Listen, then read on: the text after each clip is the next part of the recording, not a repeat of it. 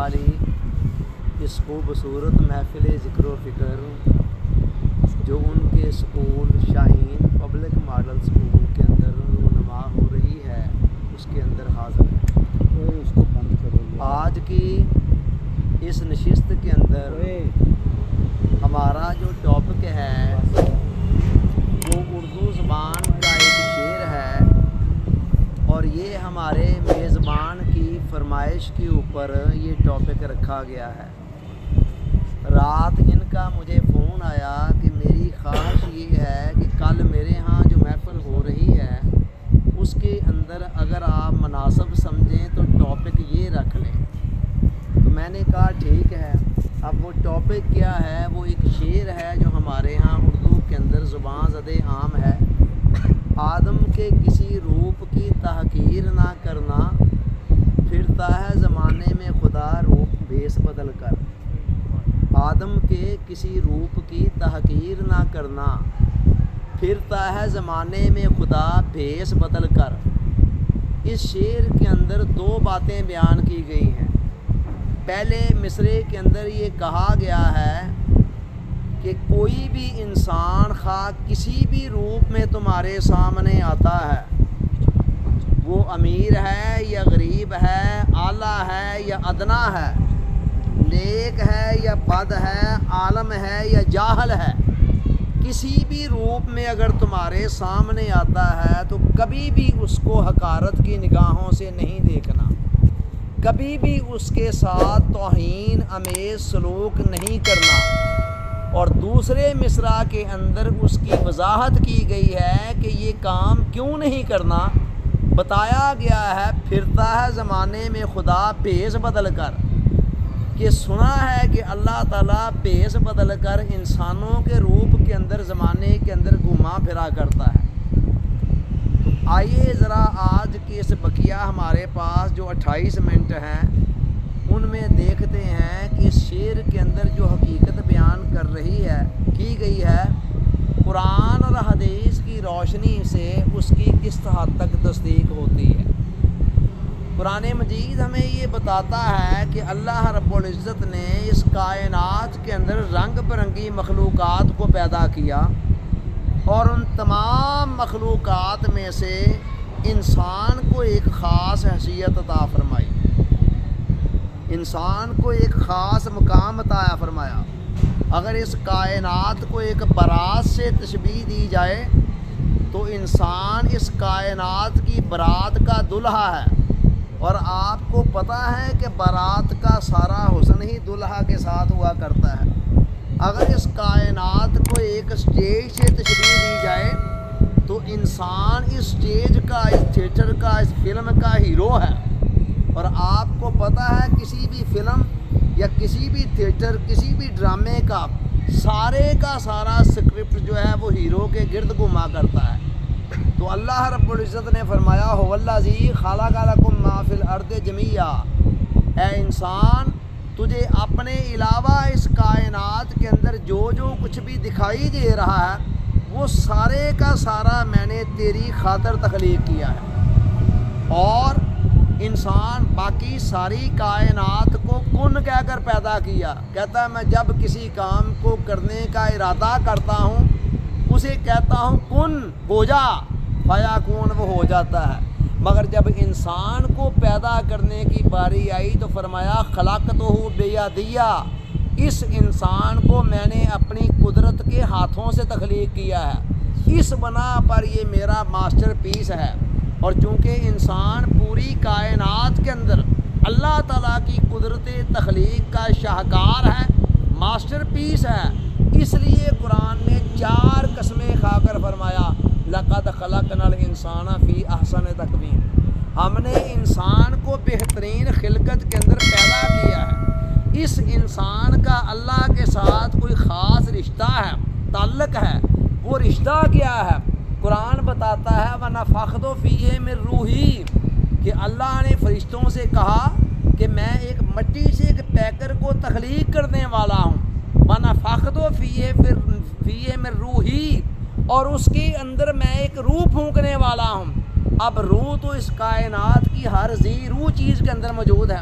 آپ دیکھیں مکھی کے اندر بھی ایک روح موجود ہے، مچھر کے اندر بھی ایک روح موجود ہے، الا ھذا القیاس، مگر اللہ بتاتا ہے، قرآن کہہ رہا ہے کہ جو روح انسان کے اندر پھونکی گئی وہ روح کوئی اور ہے، اور انسان کے علاوہ بقیہ کائنات کے اندر جو روح پھونکی گئی وہ کوئی اور ہے۔ دونوں کے اندر ڈفرنس ہے۔ باقی کائنات کی جتنی بھی روح والی مخلوقات ہیں ان میں سے کسی کے متعلق بھی اللہ نے یہ نہیں فرمایا کہ اس کے اندر میں نے اپنی روح پھونکی۔ جب انسان کی روح کی باری آئی فرمایا خلقت ونفخت فیہ من روحی، اس انسان کے اندر جو روح پھونکی ہے وہ روح کوئی اور روح نہیں ہے بلکہ اس روح کا تعلق میری اپنی ذات کے ساتھ۔ تو یہ انسان کا اللہ کے ساتھ کوئی نہ کوئی باطنی رشتہ ہے، تعلق ہے کہ ہماری روح جو ہے وہ روح کوئی عام روح نہیں ہے بلکہ اس روح کا خدا کے ساتھ کوئی خاص تعلق ہے۔ یہ تو ہو گیا باطنی رشتہ۔ آئیے اب میں آپ کو بتاؤں کہ انسان کا خدا کے ساتھ ظاہری رشتہ کیا ہے۔ حضور علیہ السلام نے فرمایا ان اللہ تعالی خلق آدم علی صورتہ، کہ بے شک اللہ تعالیٰ نے آدم کو، انسان کو اپنی صورت پر پیدا کیا ہے۔ اب آپ کو سمجھ آ رہی ہے وہ شعر کیا ہے؟ ہم نے یوں ہی نہیں پکڑ کر اس کی تشریح شروع کر دی۔ حضور علیہ السلام فرما رہے ہیں کہ اللہ تعالیٰ نے انسان کو اپنی صورت پر پیدا کیا ہے۔ ہم یہ نہیں کہہ سکتے ہیں کہ ایگزیکٹلی اللہ تعالیٰ کی اس طرح دو آنکھیں ہیں، اس طرح دو کان ہیں، اس طرح ایک منہ ہے، ایک چہرہ ہے۔ نو، لیسا کمثلہ شیء، قرآن کہتا ہے کہ اس کی مثل کوئی شے اس کائنات کے اندر موجود نہیں ہے۔ مگر جب حضور علیہ السلام نے یہ بات فرمائی تو پھر یہاں سے اتنا تو پتہ چل رہا ہے نا کہ کوئی نہ کوئی ظاہری مشابہت بھی بندے اور خدا کی موجود ہے۔ ٹھیک ہے، ادھر قرآن نے کہہ دیا تھا کہ اس انسان کے اندر جو روح پھونکی ہوئی ہے وہ روح کوئی عام روح نہیں ہے بلکہ وہ خاص ہے، تو اور اس کا تعلق میری اپنی ذات کے ساتھ ہے۔ تو قرآن نے باطنی رشتہ بیان کر دیا اور حضور علیہ السلام نے ظاہری تعلق بیان کر دیا کہ ظاہری طور پر بھی انسان کو اللہ تعالیٰ نے اپنی صورت پر تخلیق کیا ہے۔ اور ادھر حدیث قدسی نے ان دونوں باتوں کو آگے بڑھاتے ہوئے پتہ کیا کہا؟ حدیث قدسی وہ بات جو اللہ تعالیٰ خود فرماتا ہے اور حضور علیہ السلام کی زبان سے ہوتی ہے مگر وہ قرآن کا حصہ نہیں بنتی۔ اس حدیث قدسی کے اندر اللہ نے فرمایا کہ الانسان سری و انا سرہ، انسان میرا بید ہے اور میں انسان کا بید ہوں۔ الانسان سری، انسان میرا راز ہے، انسان میرا بید ہے، و انا سرہ، اور میں اس کا بید ہوں۔ اسی کی طرف اشارہ کرتے ہوئے پھر ہمارے پنجابی کے ایک صوفی شاعر نے اپنی زبان میں یوں کہا کہ یہ یاد نہیں اپنا آپ تینوں حسن ازل دی آپ تفسیریں تو، انسان کو مخاطب کرتے ہوئے کہہ رہے ہیں کہ یہ یاد نہیں اپنا آپ تینوں حسن ازل دی آپ تفسیریں تو، چمنی لیمپ وجود دے وچ روشن موجاں مار دی نور تنویر ہے تو، خاکی نازک وجود دے وچ شیشے صورت گر دی آپ تصویر ہے تو، شیشے یار دے وچ دی ویکھ اصغر اپے ہی رانجھا تے اپے ہیر، یہ اس کا خاص تعلق۔ اور پھر آپ دیکھیں کہ اس پر مستضاد یہ کہ اللہ تعالیٰ فرما رہے ہیں کہ میں نے انسان کو اس کائنات کے اندر اپنا خلیفہ بنایا ہے، انی جاعل فی الارض خلیفہ۔ اب خلیفہ کا اردو ترجمہ کیا ہے نائب، کسی کے پیچھے آنے والا، کسی کا جان نشین۔ تو اس کا مطلب یہ ہے کہ انسان کے اندر اس کی قدرتیں، اس کی حکمتیں اور اس کی کچھ نہ کچھ چلکیاں تو دکھائی دے رہی ہیں نا۔ جب قرآن کی ان آیتوں کو، حدیثوں پر جب بندہ غور کرتا ہے، اسی لیے علامہ نے کہا خدائے لم یزل کا دستے قدرت تو زباں تو ہے، یقین پیدا کر اے غافل کے مغلوب گماں تو ہے۔ اے انسان، وہ خدا جس کو زوال کوئی نہیں ہے، دستے قدرت، اس کی قدرت کا تو ہاتھ ہے اور تو اس کی زبان ہے، تیرے اندر سے وہ بول رہا ہے۔ یقین پیدا کر اے غافل کہ مغلوب گماں تو ہے۔ اے اپنے مقام اور مرتبے سے غافل انسان، اپنے اندر یقین کا چراغ جلا کہ تو اپنے مقام اور مرتبے سے غافل ہو چکا ہے، اس لیے دنیا کی کمینی، عارضی، فانی چیزوں کے پیچھے بھاگ رہا ہے اور ادنا ایکٹیویٹیز کے اندر اور کاموں کے اندر مشغول ہے۔ تو میرا خیال ہے کہ یہاں تک آتے ہوئے آپ کی سمجھ میں کچھ نہ کچھ بات تو آ گئی نا کہ وہ جو شاعر نے کہا تھا وہ کوئی محض شاعرانہ تک بندی نہیں تھی، بلکہ واقعی انسان کا خدا کے ساتھ کوئی خاص تعلق ہے، کوئی رشتہ ہے۔ اب ذرا ایک دفعہ اس شعر کو دوبارہ دہرا لیں کہ آدم کے کسی روپ کی تحقیر نہ کرنا، آدم کے کسی روپ کی، کسی بھی روپ میں انسان سامنے آ رہا ہے تو اس کو حقیر نہیں سمجھنا ہے، اس کی توہین نہیں کرنی ہے، اس کی تحقیر نہیں کرنی ہے۔ پھرتا ہے زمانے میں خدا بھیس بدل کر، کہ اللہ تعالیٰ بھیس بدل کر زمانے کے اندر پھر رہا ہے۔ آئیے اب ذرا تھوڑا سا اور آگے چلتے ہیں اور اس تعلق کو مزید سمجھنے کی کوشش کرتے ہیں۔ اللہ تعالیٰ نے اپنی ذات کے متعلق قانون یہ بنا رکھا ہے کہ جو سلوک بندہ اللہ کے ساتھ کرے گا ویسا ہی معاملہ جواباً اللہ نے بندے کے ساتھ کرنا ہے۔ میں اس پر 2-3 مثالیں دے کر آگے چلتے ہیں۔ قرآن نے کہا فَاذْكُرُونِی، اے لوگوں مجھے یاد کیا کرو۔ باری تعالیٰ پھر فرمایا اذکرکم، میں جواباً تمہیں یاد کرنا شروع کر دوں گا۔ تو آپ نے دیکھا بندے نے کیا کیا، اللہ کا ذکر، اللہ کو یاد کیا۔ اللہ نے جواباً کیا کیا، جو بندے نے کیا تھا معاملہ وہی معاملہ جواباً اللہ نے کیا۔ اذکرکم کہتا ہے میں تمہیں یاد کروں۔ اسی طرح ایک اور مقام پر فرمایا ان تنصروا اللہ ینصرکم، اگر تم اللہ کی مدد کرو گے، اور مدد سے مراد کیا، اللہ کے دین کی مدد، اللہ کی مدد کرو گے تو پھر کیا ہوگا، ینصرکم، اللہ جواباً تمہاری مدد کرے گا۔ تو بندے نے کیا کیا تھا معاملہ، مدد کرنے والا، جواباً اسی طرح کا صلہ اور بدلہ اللہ نے بھی نیٹ دیا۔ آخرت میں جو بدلہ اجزاء ملنا ہے وہ الگ ہے، بونس کے طور پر، انعام کے طور پر، وقتی خوشی کے طور پر بھی اللہ تعالیٰ ایک صلہ دیتا ہے ہر نیکی۔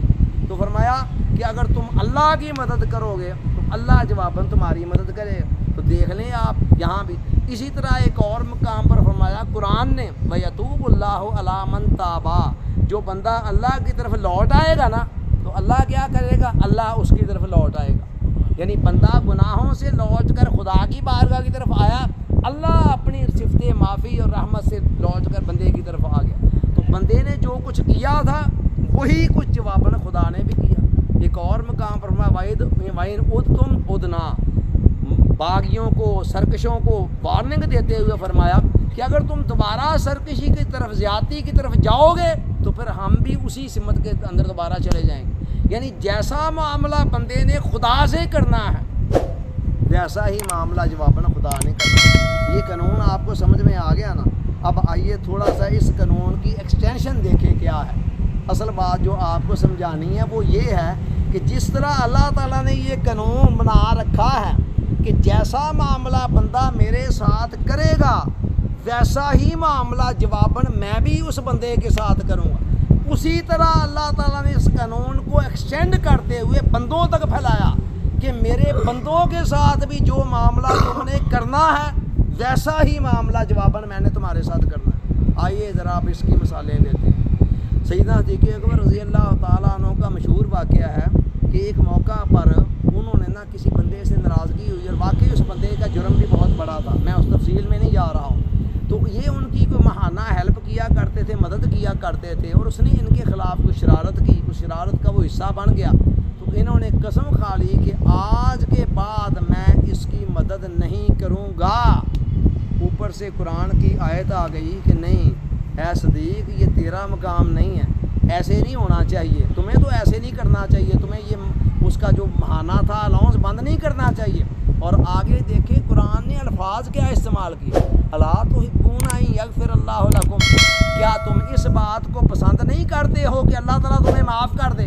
اگر تم اللہ سے معافی چاہتے ہو تو پھر تمہیں معافی کرنی پڑے گی۔ واصف صاحب نے اسی لیے تو کہا نا کہ آپ اللہ سے معافی مانگنے جا رہے ہیں اور لوگوں کو معاف کیے بغیر جا رہے ہیں، اس طرح معافی نہیں ملے گی۔ جو معاف کر کے جائے گا اسے جاتے ہی مل جائے گا۔ اللہ کہے گا اچھا تو بندہ ہو کر اگر معاف کر سکتا ہے تو میں رب ہو کر تجھے معاف نہیں کر سکتا۔ تو سیدنا صدیق اکبر رضی اللہ تعالیٰ عنہ نے جیسے یہ بات سنی، آیت آئی، انہوں نے فوراً کہا ہاں میرے خدا کیوں نہیں، میں چاہتا ہوں کہ تو مجھے معاف کر۔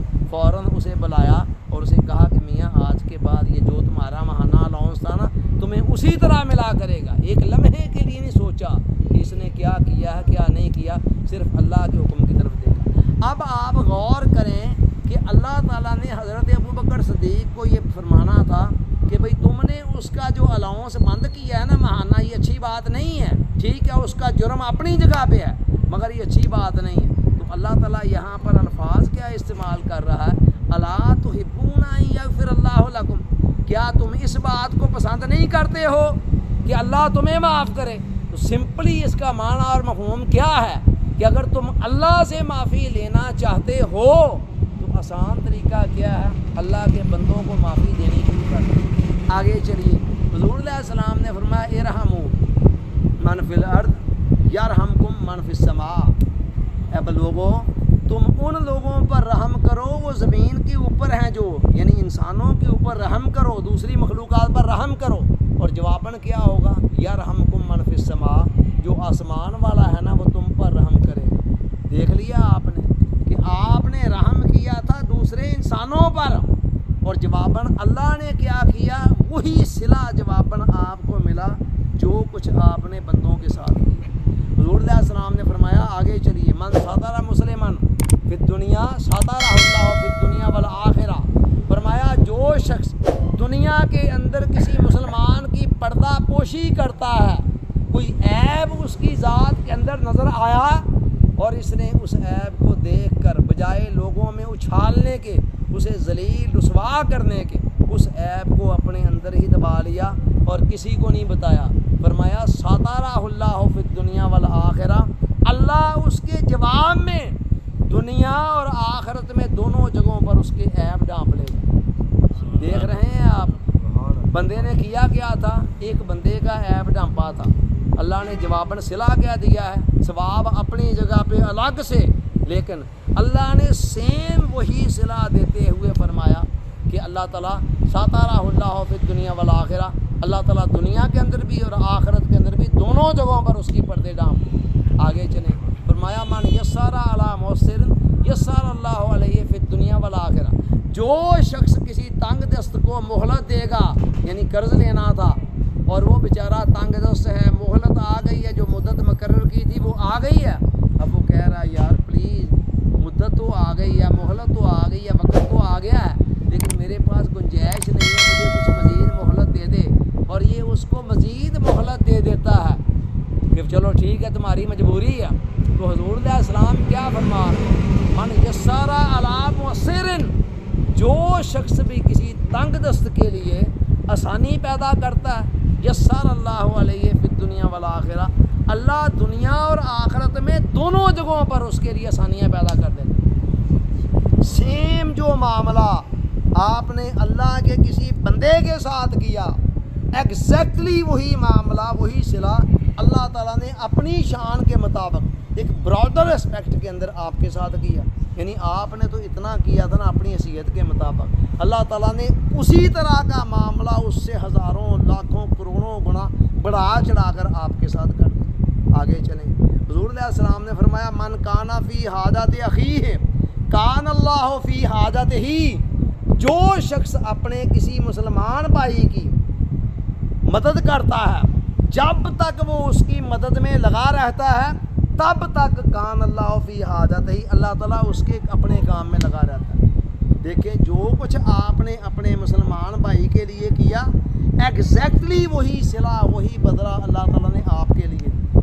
اللہ نے کہا اچھا تو میرے بندے کی کام میں لگا ہوا ہے نا، اتنی دیر میں تیرے کام میں لگ جاتا ہوں۔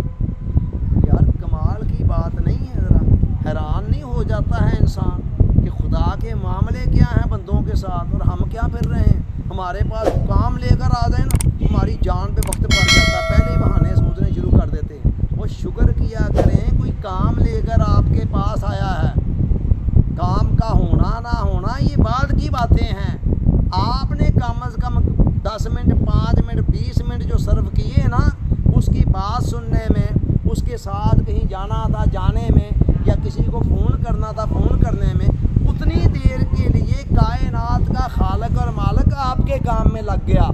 سبحان اللہ۔ اور کیا چاہیے آپ کو؟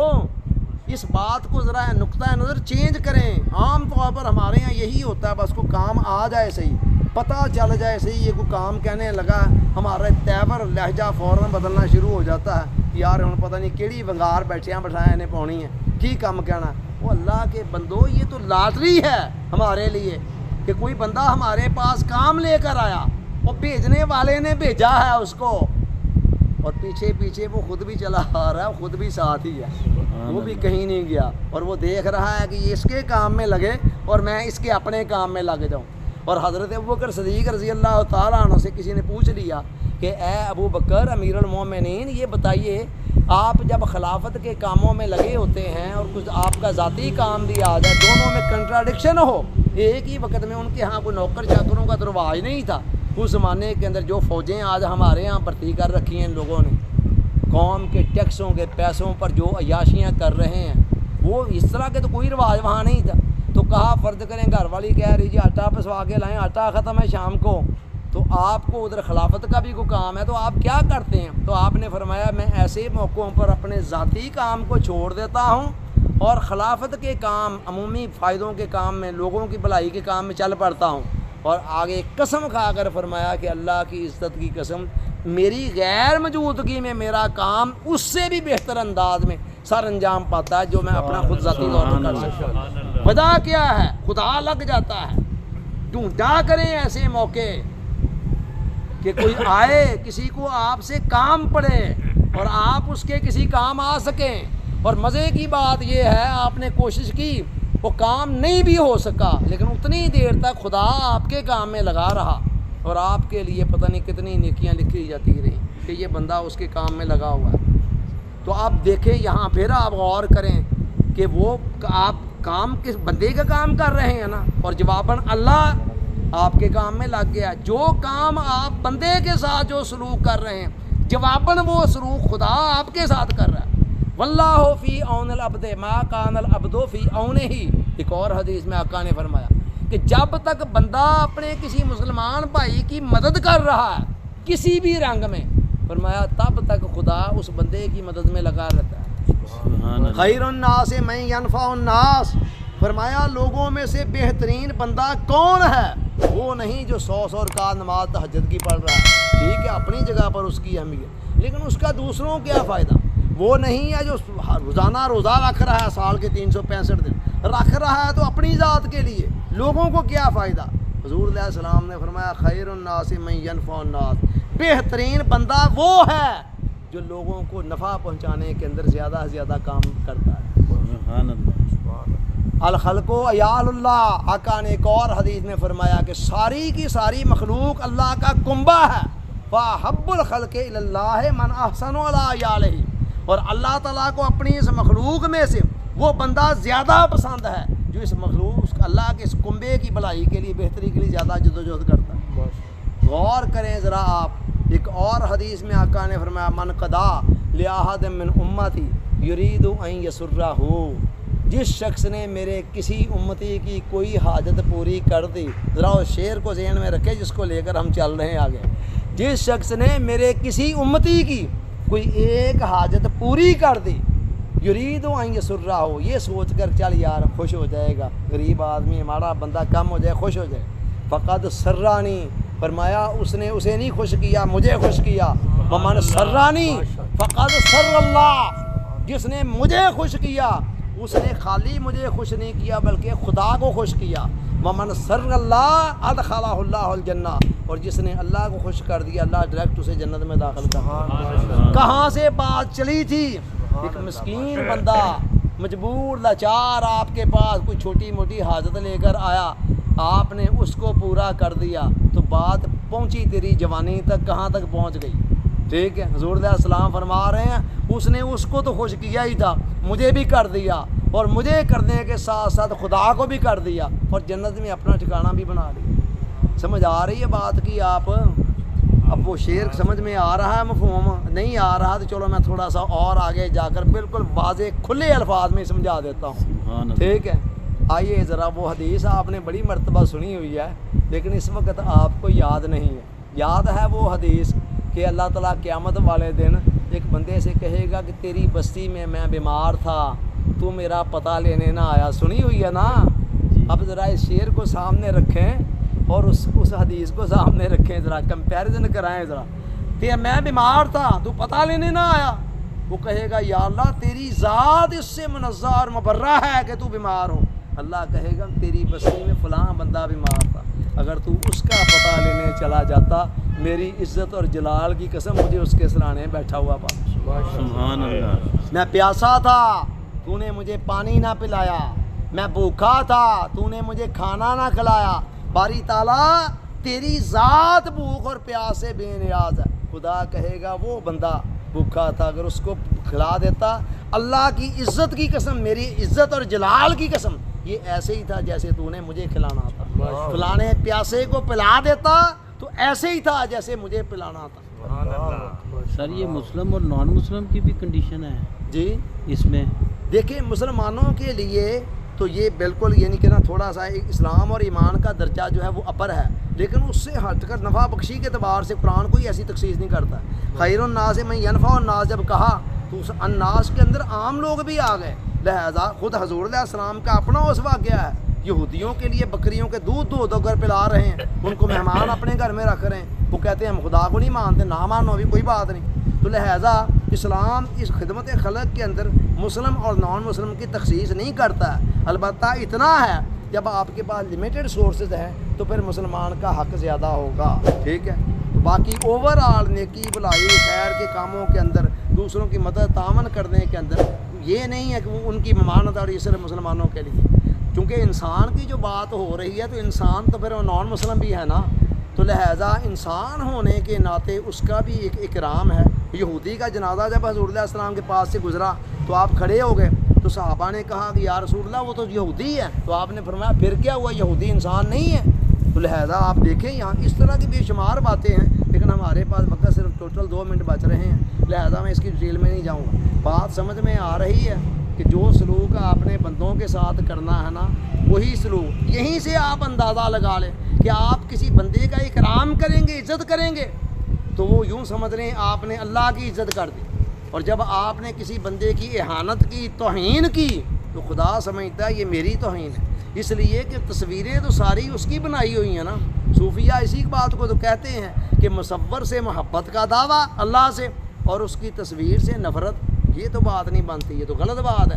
آپ ایک بندے کو کہیں جی آپ بڑے اچھے مصور ہیں, میں آپ کی پینٹنگ پر مرتا ہوں, لیکن اس میں کہیں یہ کیا پینٹنگ آپ نے بنا دی ہیں. وہ 4 قسمیں کھا کر کہہ رہا ہو کہ لقد خلقنا الانسان فی احسن تقویم, آپ کہیں جی یہ کیا پینٹنگ آپ نے بنا دی ہے. تو اس کے ساتھ محبت کا یا اس کی عظمت کا جو آپ اعتراف کر رہے ہیں وہ دعویٰ کہاں چلا گیا. اب سوال یہ ہے ایک بندہ کام ہی بڑے غلط کرتا ہے تو میں کیسے اس کی عزت کروں. تو اس کا جواب یہ دیا گیا کہ آپ نے یہ سوچ کر کرنی ہے کہ یہ بندہ بذات خود تو خدا کا بنایا ہوا ہے. اب جیسے ایک پیشنٹ کو کینسر لگ جاتا ہے تو ڈاکٹر کینسر سے تو نفرت کرتا ہے, بیماری سے, لیکن انسان سے نفرت نہیں کرتا ہے جس کو کینسر لگا ہوا ہے, اس کے ساتھ وہ ہمدردی کا مظاہرہ کرتا ہے. اسی طرح یہ روحانی روگ ہیں جو ہمیں لگے ہوتے ہیں. ایک بندے کو شراب کی عادت ہے, چوری کی عادت ہے, تو یہ اس کی روح پر لگے ہوئے روگ ہیں.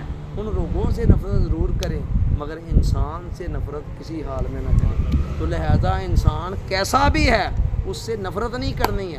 یہاں تک اولیاء صوفیہ نے کہا اگر کوئی عمر میں بڑا ہے تو اس کو یہ سمجھ کر زیادہ اس کی عزت کریں کہ اس کی عمر زیادہ, اس کو نیکی کے مواقع مجھ سے زیادہ ملے ہوں گے, لہذا میرے سے اچھا ہے. اور اگر کوئی عمر میں آپ سے کم ہے تو اس کو یہ سمجھ کر اپنے سے بہتر سمجھیں کہ اس کی عمر تھوڑی ہے, اس نے گناہ کم کیے ہوں گے, تو لہٰذا یہ میرے سے اچھا ہے. اور اگر کوئی آپ کے برابر کا ہے تو اس کو یہ سمجھ کر اپنے سے بہتر سمجھیں کہ نیکی کے موقع تو ہمیں ایک جیسے ملے ہوں گے, لیکن یہ ہے اس نے زیادہ سے فائدہ اٹھا لیا ہوگا تو یہ میرے سے بہتر ہے. اور حتیٰ کہ اگر کوئی کافر ہے تو اس کو بھی یہ سمجھ کر اپنے سے بہتر سمجھ لیں کہ کیا پتہ کل کو مرتے وقت اس کو کلمہ نصیب ہو جائے اور اس کی ساری زندگی کے کفر کے اعمال ختم ہو جائیں. ایمان سارے ختم کر دیتا ہے, اور کیا خبر کہ مجھے مرتے وقت کلمہ نصیب نہ ہو اور میرے سارے اعمال ضائع ہو جائیں. تو لہذا ہر صورت میں, ہر رنگ میں دوسروں کو اپنے سے بہتر سمجھیں, اور جہاں جس کی جو ہیلپ ہو سکتی کریں, یہ سوچ کر کہ جو کچھ آپ نے لوگوں کے لیے کرنا ہے وہ کچھ آپ کو جواب اللہ کی طرف سے مل جانا ہے. اللہ تعالیٰ سوچنے, سمجھنے, یاد رکھنے عمل کی توفیق عطا فرمائے. آمین. وما علینا الا البلاغ.